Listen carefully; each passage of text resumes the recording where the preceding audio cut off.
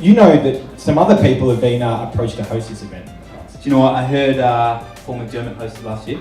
I heard Danny Minogue, Joel Creasy have also been lined up to host PitchIn events. So, after what is a clearly dramatic reduction in the Bennelong Foundation's budget for guest appearances, I am very pleased to say that there is still $50,000 on the table for 3 fantastic organisations tonight. It was established in 2002. The Bennelong Foundation. Bennelong Foundation. How many organisations have they sort of helped along? So in the 15-year history, the Bennelong Foundation's been able to award over 400 grants to over 200 organisations. That's a profound effect on the community. Look, I didn't want to take up any time this evening, but I did want to take this opportunity to welcome you all, the members of the Bangarra and Bennelong groups, and their guests, our guests. It's great to see you along and appreciate your support and attendance. And more than support and attendance, I wanted to thank the people from Bennelong and Bangarra for their efforts over the years. So the PitchIn events are organised and run by the Staff Advisory Committee of the Bangarra Group, aka the Bubbles. How do we feel about the name, the Bubbles? Yeah, you know what? I actually don't mind it. Okay. Bubble bar, bubble gum, bubble wrap. These are all good things. And let's not forget the key ingredient in champagne. When I think about bubbles, I think about something coming up from below, up to the surface for the world to see. And I think everyone would agree that's exactly what the Bennelong Foundation has been able to achieve. So, you know what, the name's not so bad. The gentleman that you saw speaking there is Dr. James Morton. He and his wife Louise founded AEOU Foundation back in 2005.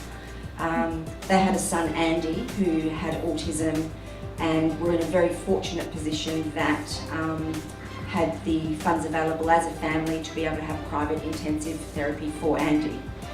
What they found was the improvement in Andy in terms of communication, socialisation, the return of him actually making eye contact with his parents, integrating with his siblings was really significant. So they made the decision at that time that they would start an early intervention program for children with autism, and AEIOU was born.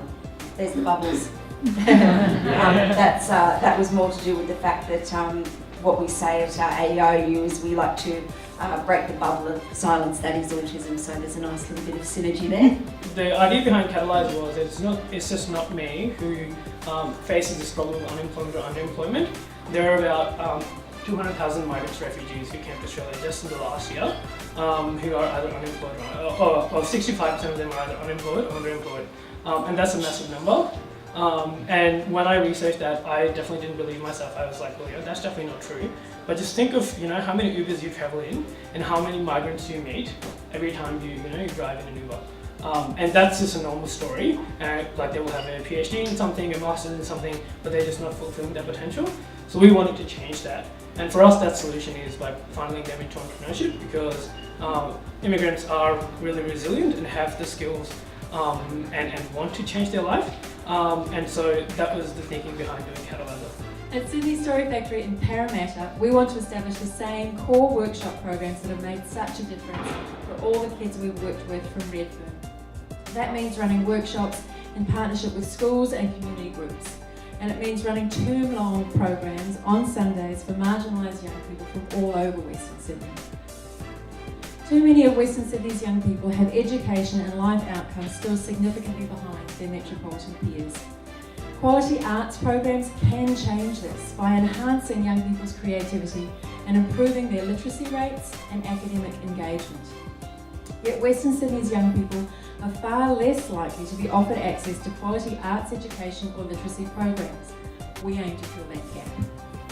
So the videos taken tonight are going to be beamed over the next couple of weeks over to Crown Golf and Aurora Media Worldwide, and the staff of those companies are each going to vote, and each company is going to vote for an additional $5,000 grant to one of the organisations presenting here tonight, which means on top of the $50,000 about to be granted by everyone in the room, there's going to be an additional $10,000 grant spread across these charities, which is unbelievable.